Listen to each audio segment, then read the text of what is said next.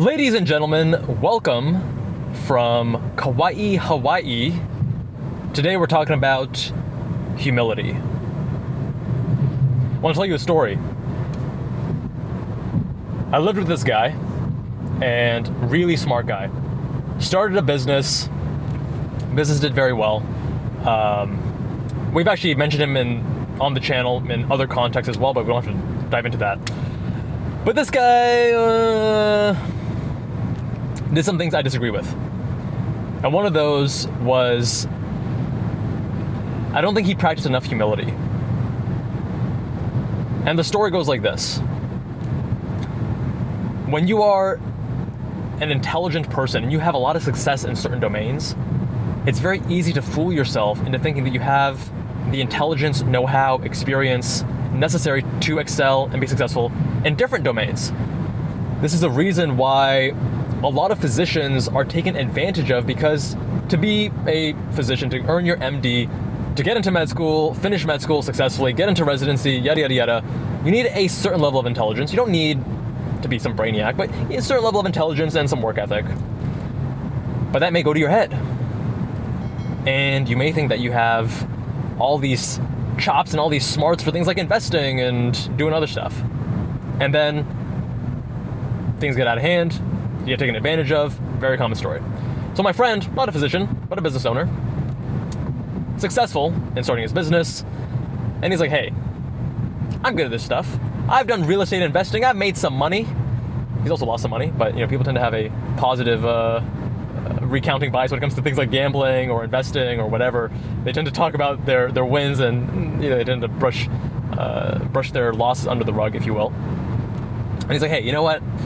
The stock market is way overpriced, way overblown. I'm not going to invest in the stock market. This was probably around 2018. Yeah, 2018. The PE ratio and yada, yada, yada. Just like, it's not worth it. It's overpriced. It's going to come down. It doesn't make sense. It keeps going up. It does not make sense. And then COVID comes around and everything starts crashing. March, April. Boom.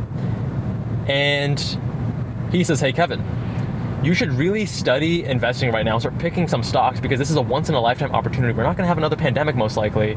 Stock is crashing. Pick some stocks and, you'll learn a lot. You'll make a lot of money. I said, I don't know, man. Like, I've read a lot of books, and my philosophy is that it's really hard to actually understand the market, because as what we think is rational, oftentimes the market does the opposite. It does things that are irrational. But the market is actually not irrational. It's just that our understanding is incomplete.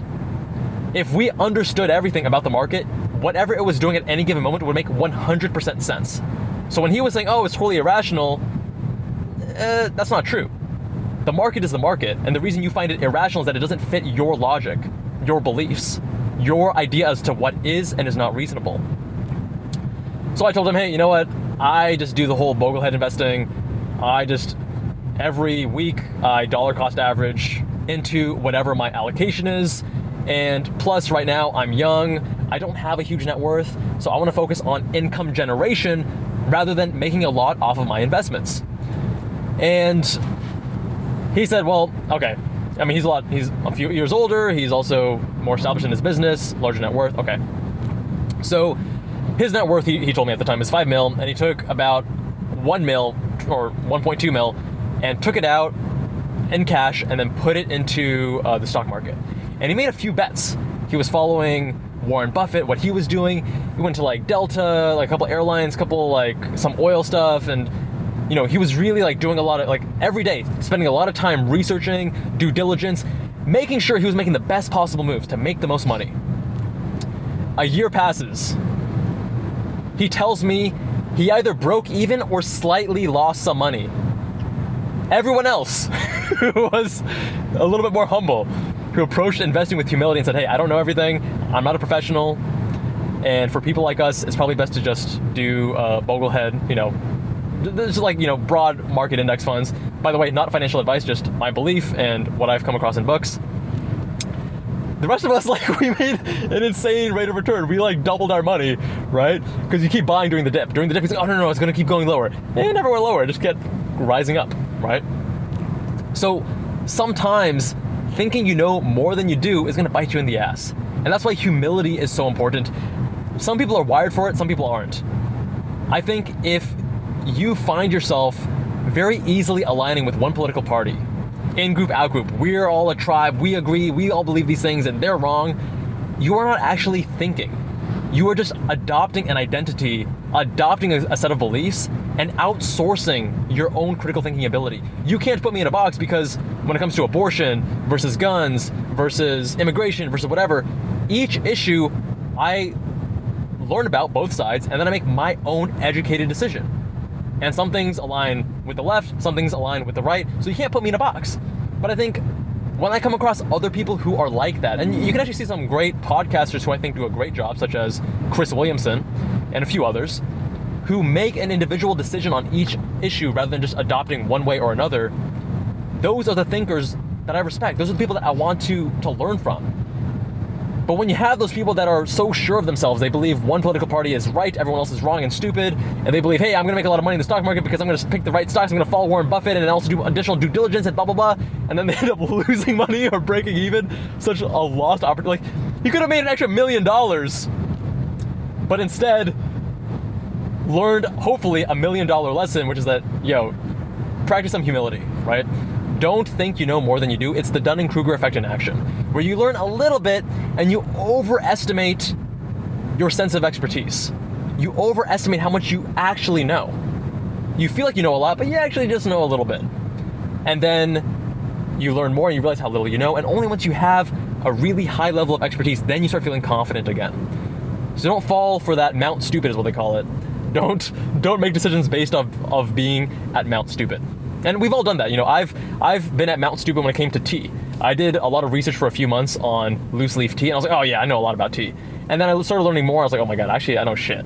There's like so much more depth here. There's so much more to go into. The way I see this occur most frequently with car enthusiasts, actually with men in general, is two things, right? Fucking and driving. If you question any man on his ability to do either of those two things, you are questioning his manhood, and he's gonna fight you to the death. But if we're being real here, there's a normal distribution for both things, right? And if you want to get to the right end of the distribution, you have to actually apply yourself and learn. Which is why when you go to the racetrack, you're gonna see a lot of people with really fast cars that don't know how to drive for shit. There's a funny story. This is at Spring Mountain. I was in probably intermediate group at the time, and there's these two older gentlemen in Corvettes. It's always Corvettes. And my buddy was parked next to them, and he walks up to me and he's like, hey man, did you see that those Corvette owners, they're really pissed? I was like, oh shit, my bad, did I do like some unsafe overtaking or like anything wrong? He's like, no dude, they're just angry because they want to know what you have under the hood. I was like, what are you talking about, dude? This is a fucking bone stock FRS that has headers, a tune, and tires. Like, there's no forced induction. This thing makes less than half the power that their cars do, but it's just driver mod. If I was driving their cars, I'd be 15 seconds faster per lap than they are. But they were pissed because of the ego hit. Because I'm driving a really slow car, a Scion FRS, making like 60, 70, I guess I had the headers in tune, maybe 175 to the wheel, if that. But it's about practicing humility. And when I go to the racetrack, I still know that I have a lot more to learn. I'm not so sure of myself to say, hey, I know everything, I'm this great, amazing driver. I have come a very long way from when I started, but I also know compared to a professional race car driver, I have a lot more to learn. So when you practice that humility and you don't just perch yourself atop Mount Stupid, you're gonna get so much more enjoyment out of life. When you don't have to just rely on your ego and, stroke that ego to make yourself feel better. Hey, I know things, yeah, I'm great at driving, yeah. You're gonna be better off long term. You're gonna reap the fruits of your labor because you put in that effort and you're gonna see some level of improvement. And seeing that improvement is incredibly satisfying. You see progress in the gym, that's fun, that's rewarding. It makes you wanna go more and push it harder and see what more you can achieve, right? You start investing, you start educating yourself on money, and same thing happens. You start seeing that net worth slowly grow over time, and then it starts accelerating faster and faster with compound interest. That's fun, that's rewarding. You see yourself get faster on the racetrack, a better and better driver. You know how to handle oversteer and understeer. That's rewarding. But when you say, no, I know shit, you're gonna hold yourself back, you're not gonna enjoy the ride as much, and you're gonna have a very fragile ego. Anyway, my friends, let me know what you think. Do you agree? Do you disagree? Where else do you see this apply in your life or in other people's lives? I actually see it a lot with students and their studying habits as one thing, but again, I'm in the medical education space with Med School Insiders and my other business. Comment down below, subscribe if you haven't already. Much love, and I'll see you all in the next one.